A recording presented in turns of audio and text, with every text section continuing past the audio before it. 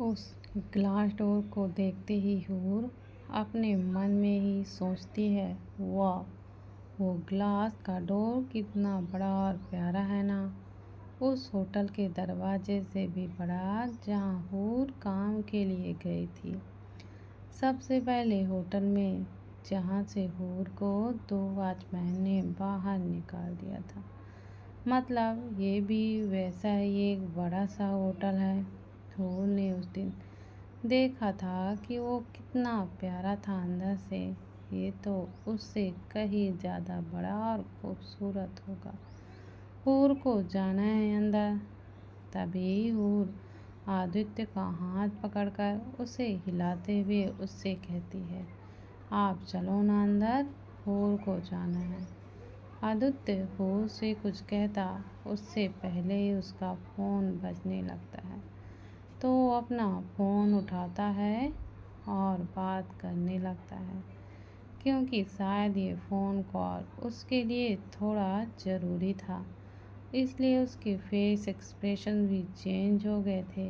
आदित्य को फ़ोन पर बातें करता देख हूर तो अपना मुंह बनाती है और फिर खुद से ही कहती है, आदू तो फ़ोन पर बातें कर रहे हैं, पर हूर को तो अंदर जाना है ना। तभी उसके दिमाग में कुछ आता है और एक लड़ी सी स्माइल के साथ खुद से ही कहती है, मैं आदू को डिस्टर्ब नहीं करती हूँ और खुद ही चली जाती हूँ। हाँ, ये ठीक रहेगा। तभी वो अपने मन में खुद को शाबाशी देती है और फिर वो आदित्य का हाथ छोड़ते हुए अंदर की तरफ भागती है। तो वहीं आदित्य जब उसे ऐसे भागता हुआ एकदम से देखता है, तभी आदित्य के एक्सप्रेशन और भी ज़्यादा शर्द और खौफनाक हो जाते हैं और वो आगे वाले शख्स पर चीखते हुए उससे कहता है, go to the hells you idiots. इतना कहकर वो फ़ोन को कट करता है और खुद भी हॉस्पिटल के अंदर चला जाता है। वहीं हॉस्पिटल के अंदर हूर वहाँ इधर से उधर ऊपर की तरफ देख कर ही चल रही थी, जिसकी वजह से उसका ध्यान आगे नहीं था कि तभी हूर किसी से टकरा जाती है और फिर हूर और वो शख्स जिसने हूर टकराई थी, वो दोनों ही धड़ाम से नीचे वहीं फर्श पर गिरते हैं। नीचे उस शख्स से फर्श पर गिरते ही हूर के मुंह से आह मम्मा वाली चीख निकलती है। तो वहीं वो लड़की जो हूर से टकराकर फर्श पर गिरी थी, वो भी दर्द में कराहने लगती है। जब हूर उस लड़की की तरफ देखती है, तो तभी हूर का मुंह सिकुड़ जाता है, क्योंकि उस लड़की के मुंह पर 2.5 किलो का मेकअप था। तभी वो लड़की फर्श से उठकर अपने पैरों पर खड़ी होती है और हूर भी खड़ी होती है और अपने छोटे छोटे हाथों से अपने कपड़े को झटकती है। तभी हूर देखती है कि उस लड़की ने कैसा अटपटा सा ड्रेस पहना हुआ था और उस पर से उसने सफ़ेद कलर का डॉक्टर वाला कोट भी पहना हुआ था, जिससे ये साफ साफ पता चलता था कि वो लड़की एक डॉक्टर थी। तभी हूर की नज़र उसके कोट पर लगे बैज पर पड़ती है, जिसका नाम डॉक्टर रति शाह लिखा हुआ था। इससे पहले कि हूर कुछ समझती और वह बोलती, वो रति हूर को भड़कने लगती है, यू इडियट गर्ल, तुम्हें दिखाई नहीं देता क्या। तभी हूर अपने दोनों छोटे हाथों को अपनी कमर पर रखती है और बड़े ही स्टाइल में वहाँ खड़ी रहती है। रति और हूर दोनों ही इस बात से अनजान थे कि आदित्य दूर से खड़ा होकर बस उन दोनों को ही देखे जा रहा था। यहाँ तक कि अभी लॉबी में जितने भी लोग मौजूद थे, वो उन दोनों को ही देख रहे थे। इधर हूर अपना क्यूट बट गुस्से वाला मुंह बनाते हुए बड़े ही रौब के साथ रति से कहती है। हूर तो इधर उधर देख कर चल रही थी, पर आपके पास तो आपकी आंखें ना थी ना, तो फिर आपको अपने आगे ये इतनी क्यूट सी लड़की दिखाई नहीं दी। आपकी आंखें हैं या फिर बटन? हाँ, जाइए जाइए, जल्दी से अपनी आंखों का ट्रीटमेंट करवाइए। हूर की बात सुनकर रति अब गुस्से से उबलने लगती है, पर जब वो हूर के मुंह से अपने लिए आंटी सुनती है तो उसका गुस्सा अब सातवें आसमान तक पहुंच जाता है। तभी रति हूर को अपनी गुस्से भरी नज़रों से घूरते हुए उससे कहती है, you girls, how dare you to clad me auntie? I am looking like auntie to you. तभी हूर अपनी बोरिंग सी शक्ल बनाते हुए रति से कहती है, अब आप मेरी बहन तो नहीं हैं ना, जिसे वो दी या दीदो कहे, और वैसे भी आप एक आंटी की तरह ही तो लगते हो, तो मैंने आपको आंटी बोला। तभी रति हूर पर बरसते हुए कहती है, तुम छोटी सी चूहिया, तुम्हें पता भी है कि मैं यहाँ की ऑनर हूँ, और मेरी जगह पर आकर तुम मेरी ही इंसल्ट कर रही हो। रति की बात सुनकर आदित्य की दोनों आईब्रोज सिकुड़ जाती हैं और गुस्सा उसकी आंखों से साफ साफ नजर आने लगता है। तभी वो एक बार अच्छे से ऊपर से नीचे तक रति की तरफ देखती है और फिर अपने पेट पकड़कर हंसते हुए उस रति से कहती है, आप मजाक कर रही हो क्या आंटी? मतलब ये जगह आपकी? पर आपके पास इतने पैसे नहीं हैं कि आप अपने लिए एक अच्छी सी ड्रेस खरीद सको, और तो आपसे अच्छे कपड़े पहनती है, और आप देखो कैसे फटे फटे कपड़े पहने हुए हैं। हूर की बात सुनकर वहाँ मौजूद सभी लोग रति पर हंस रहे थे, जिसकी वजह से रति का गुस्सा और भी ज़्यादा बढ़ता जा रहा था। उन सबको ऐसे हंसता हुआ देख रति उन सब पर चिल्लाते हुए उनसे कहती है, शट अप एवरीवन, और अगर फिर से कोई मेरे ऊपर हंसा ना तो मैं सबको यहाँ से निकलवा दूँगी। तुम लोग भूल गए हो क्या कि मैं इस हॉस्पिटल की ऑनर हूँ, आदित्य सिंह की गर्लफ्रेंड और उनकी होने वाली वाइफ हूँ। अगर मैंने उन्हें तुम सब की एक शिकायत भी कर दी तो वो तुम सबको यहाँ से बाहर फेंकेंगी, और फिर तुम लोगों को कहीं और जॉब भी नहीं मिलेगी। वैसे ये रति का हमेशा का ही ड्रामा था।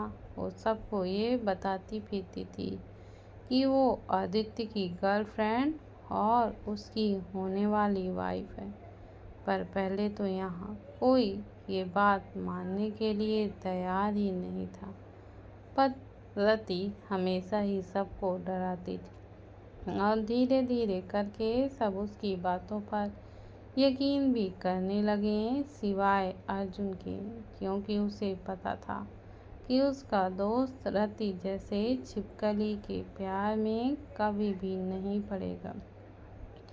अर्जुन तो रति को कोई भाव देता ही नहीं था, उल्टा वो रति को उसकी असली जगह दिखाने में कोई कमी भी नहीं छोड़ता था, और इसलिए रति अर्जुन के आगे नहीं जाती थी। जब आदित्य ने रति की ऐसी वाहियात बातें सुनी तब उसकी मुट्ठियाँ कस गई थी, और उसकी नाक और कान में से इनविजिबल धुआं आने लगा। उसके गुस्से की आग की वजह से इधर रति हूर को देख कर कहती है, जो वहाँ उसके आगे बड़ी स्टाइल में खड़ी थी। हूर को ऐसे शान देखकर रति के बर्दाश्त की सीमा पार हो जाती है, और वह गुस्से में तमतमाते हुए हूर से कहती, और अब तुम मुझे बताओ कि मुझे क्या कपड़े पहनना चाहिए और क्या नहीं। हाँ, नहीं, तुम हो कौन? एक मामूली सी सड़क साफ लड़की। हाँ, रुको, अभी मैं तुम्हें तुम्हारी असली जगह दिखाती हूँ। इतना कहकर रति हूर का हाथ कस कर पकड़ती है, जिसकी वजह से हूर को दर्द होता है और वो रति से कहती है, छोड़ो, हूर को दुख रहा है। पर रति नहीं छोड़ती, जिसकी वजह से हूर को गुस्सा आता है और वो बहुत जोर से रति के हाथों को काट देती है, जिसकी वजह से रति की पकड़ हूर के हाथ पर से छूट जाती है और वो जोर से चिल्लाती है। रति ने सिर्फ कुछ ही सेकंड के लिए हूर का हाथ कस के पकड़ा था, पर फिर भी अभी हूर के हाथ में रति के पकड़ के निशान आ गए थे। इतनी ज़्यादा सेंसिटिव स्किन थी हूर की। हूर अपने आँखों हाथ से देख कहती है, पर रति बस अपनी गुस्से में फटने ही वाली थी। तभी रति हूर को अपनी गुस्से से लाल हो चुकी आंखों से घूरते हुए कहती है, तेरी इतनी हिम्मत। इतना कहकर रति हूर को मारने के लिए अपना हाथ उठाती है और ये देखते ही हूर डर के मारे अपनी आंखों को बंद कर लेती है और वहीं खड़े खड़े कांपने लगती है।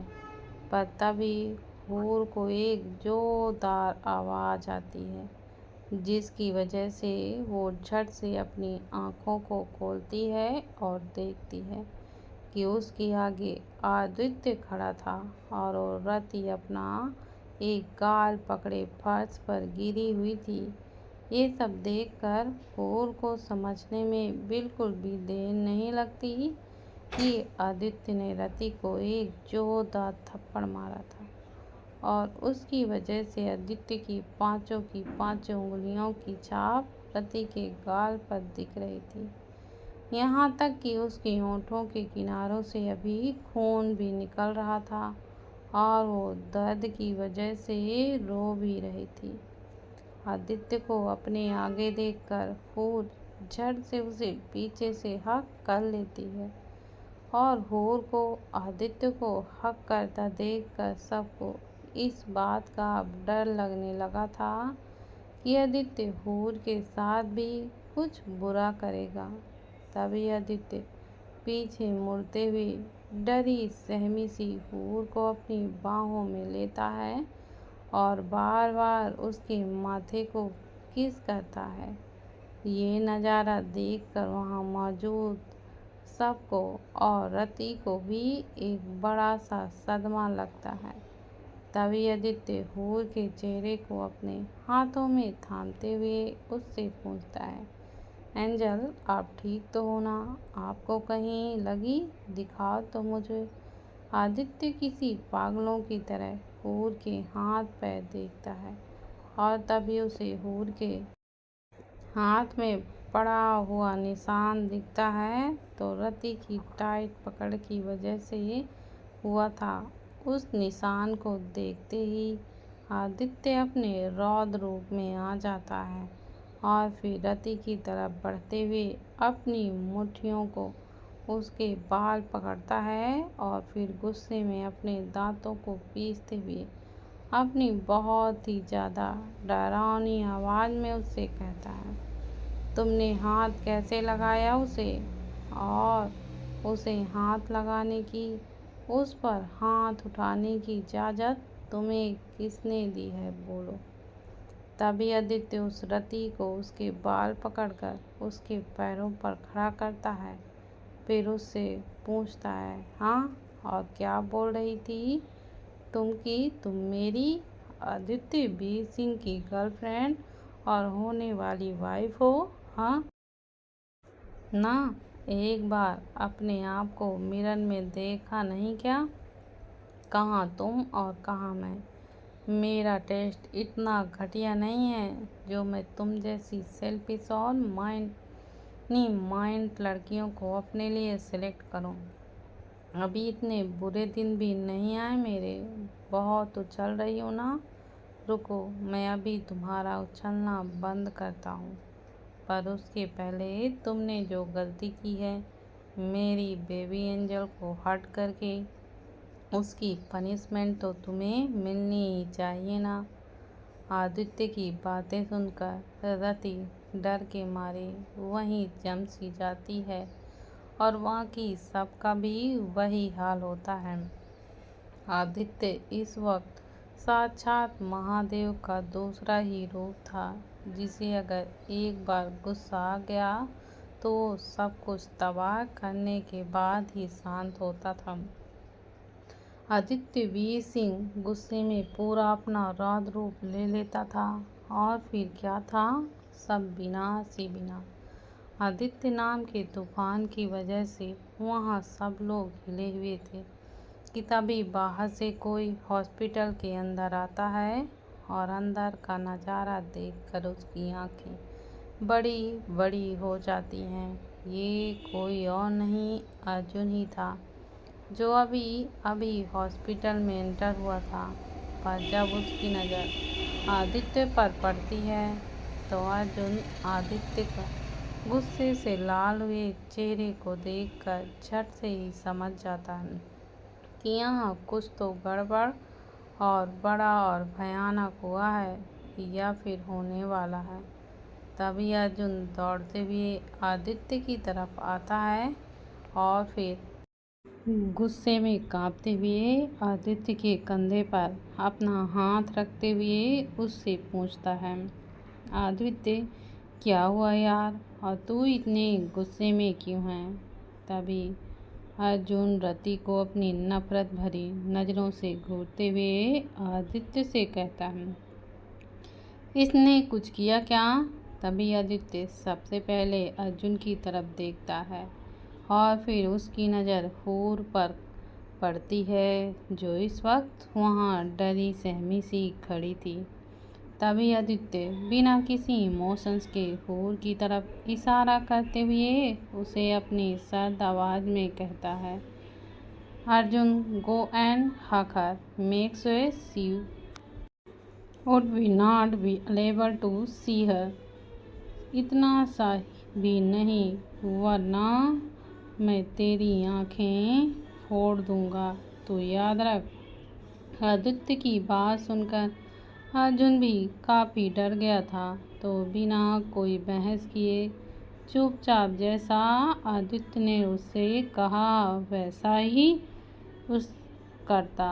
अर्जुन हूर के पास जाता है और उसे हक कर लेता है, जिसकी वजह से हूर अर्जुन की बाहों में पूरी तरह से छुप जाती है।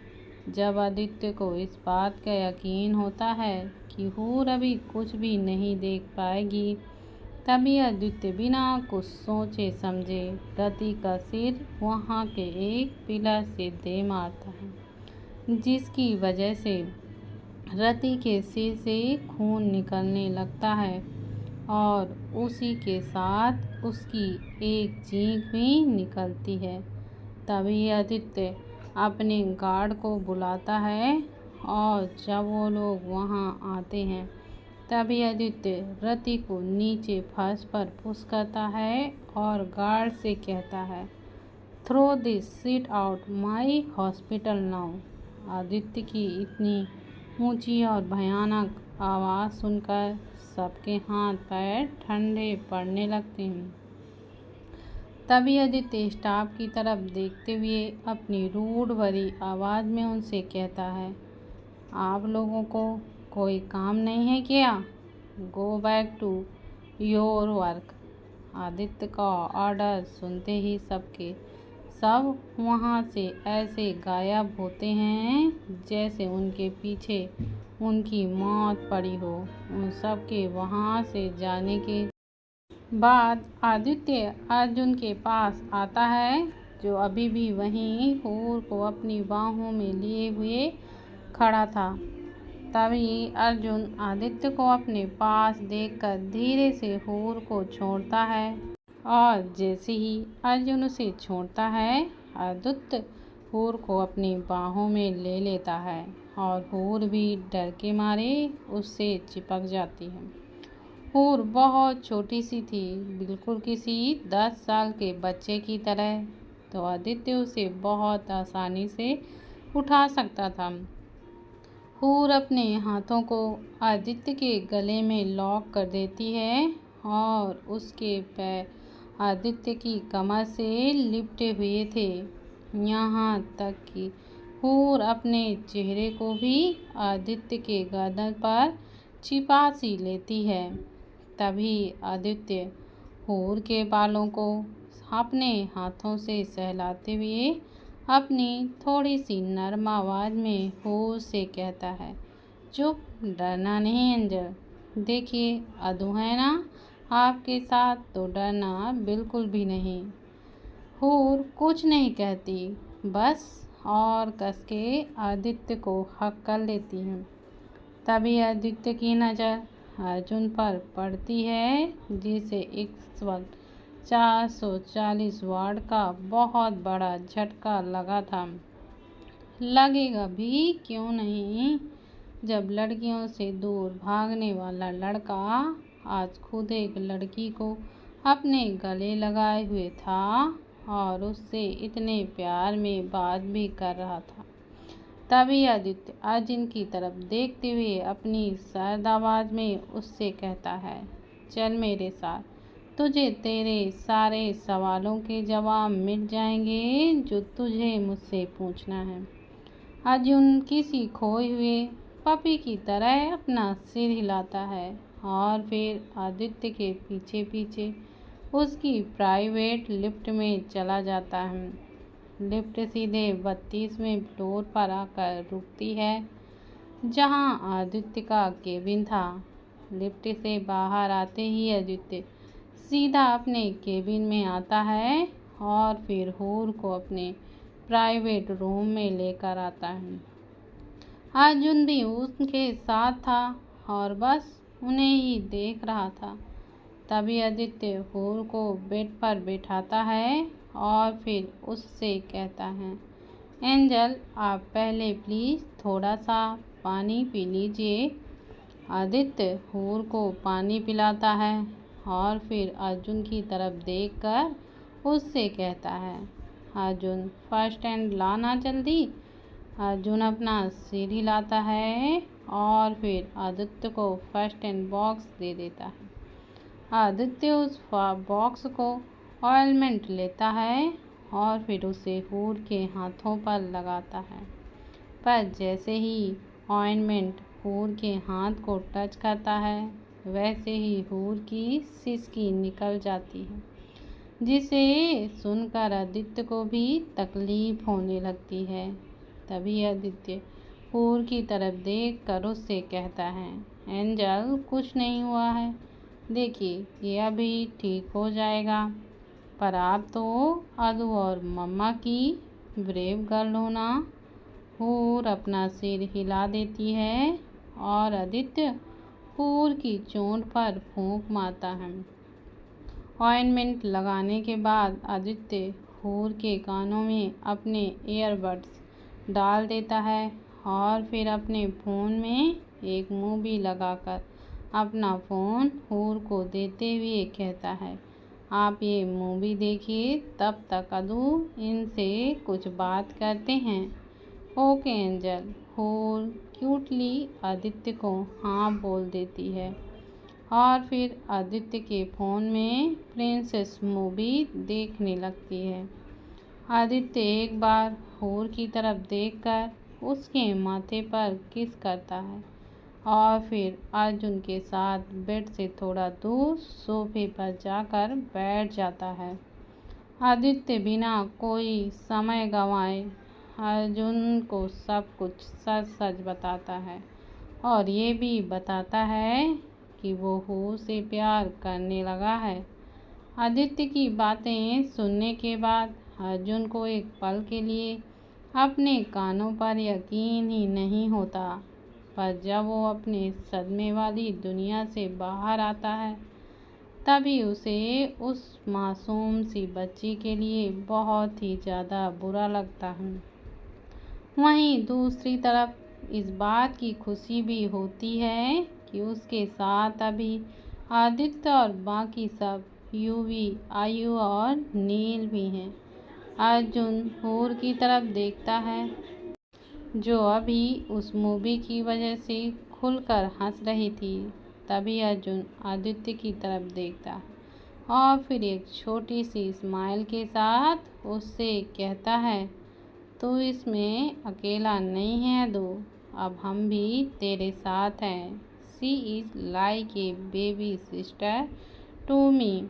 और अब से मैं भी उसे प्रोटेक्ट करने में, उसे खुश रखने में तुम लोगों की हेल्प करूँगा। आदित्य बस अपना सिर हिला देता है और तभी अर्जुन अपनी शैतानी स्माइल के साथ आदित्य से कहता है, वैसे मानना पड़ेगा तेरी चॉइस को भाई, जो इतनी क्यूट प्रिंसेस को अपने लिए पसंद किया।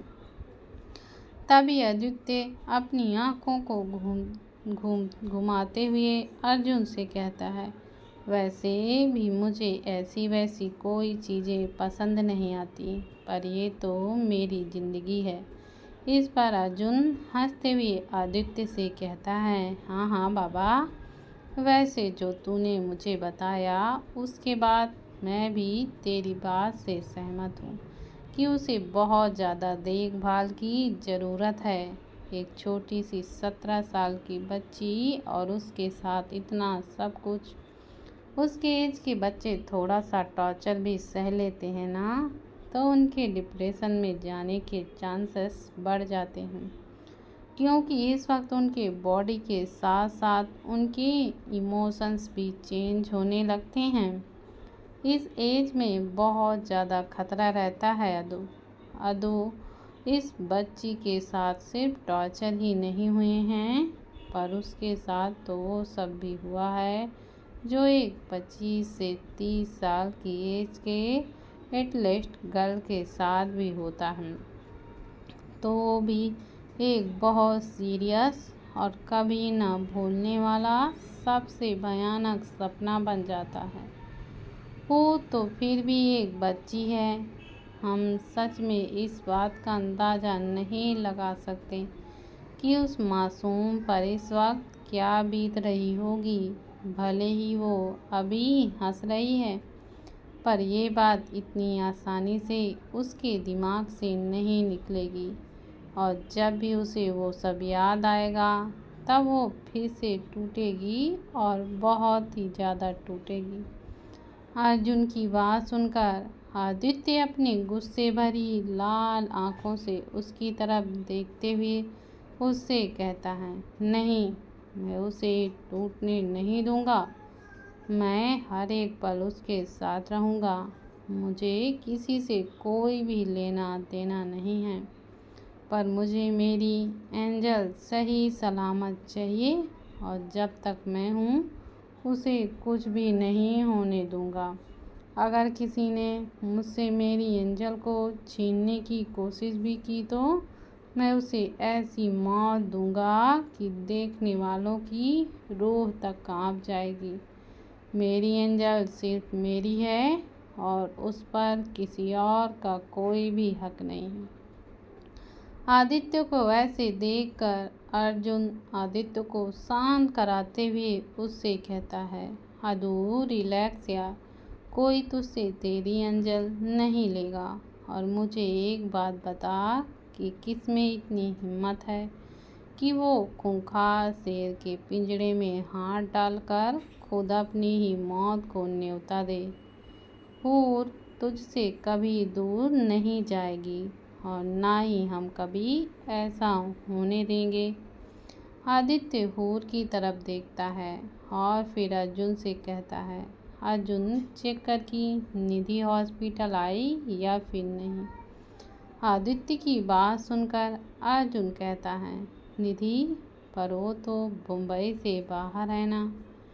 इस पर आदित्य अर्जुन को बताता है, मैंने कल उसे फ़ोन किया था और कहा था कि वो आज हॉस्पिटल आए।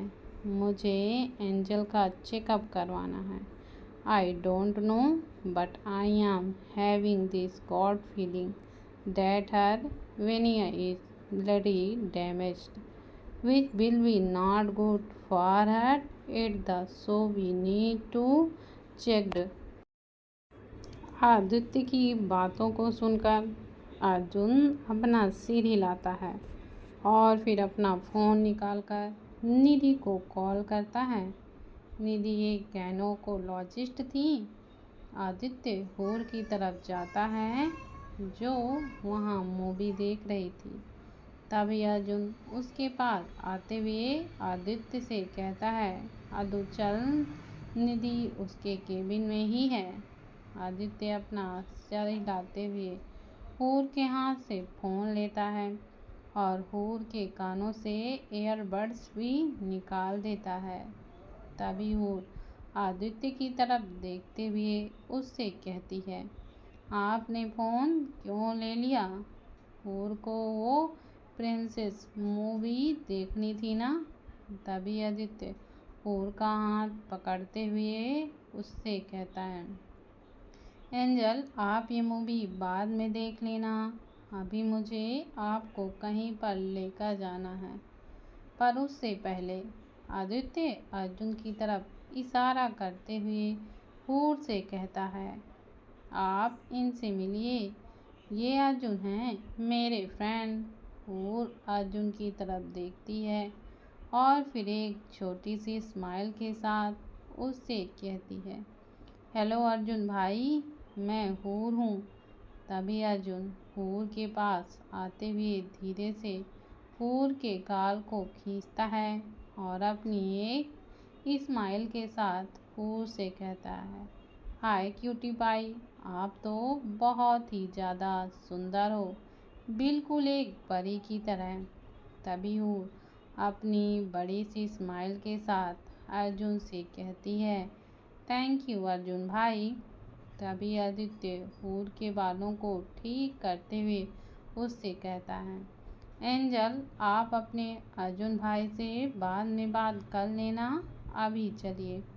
इतना कहकर आदित्य हूर को उठाता है और फिर अपने केबिन से बाहर आते हुए लिफ्ट के नीचे 16वें फ्लोर पर जाता है। इस वक्त आदित्य अर्जुन के साथ निधि के कैबिन की तरफ बाहर खड़ा था। तभी अर्जुन आदित्य की तरफ देखते हुए उसे इशारा करता है, जिसे समझकर अर्जुन दरवाजे को नॉक करता है। आदित्य ने हूर को पकड़ा हुआ था और उसी वजह से आदित्य ने अर्जुन को इशारे से कहा था। जब अर्जुन दरवाजे पर नॉक करता है तभी उन्हें अंदर से कम इन की आवाज़ आती है और उसी के साथ वो अंदर जाते हैं। अंदर कैबिन में निधि, जो कि 25 से 27 साल के बीच की होगी, किसी पेशेंट की रिपोर्ट को पढ़ने में बिजी थी। फिर जैसे ही उसकी नज़र आदित्य और अर्जुन पर पड़ती है, वो अपने चेयर पर से उठकर खड़ी होती है। निधि को सबसे ज़्यादा शॉक्ड तो आदित्य को देखकर होता है, जो कि हूर को पकड़े हुए था।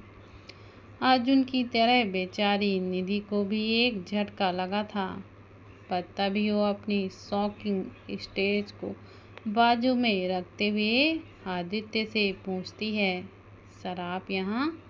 मेरा मतलब मेरे कैबिन में।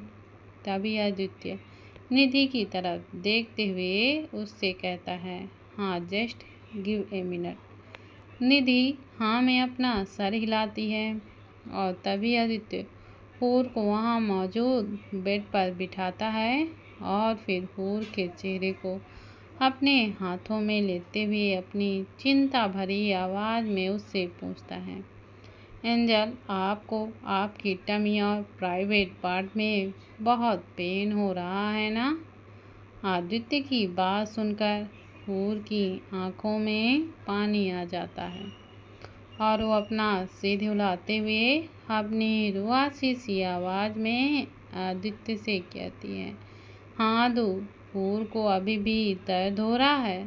तभी आदित्य हूर का हाथ पकड़ते हुए उससे कहता है, तो हमें उसे ठीक करना होगा ना, वरना उससे और भी ज़्यादा तकलीफ होगी आपको।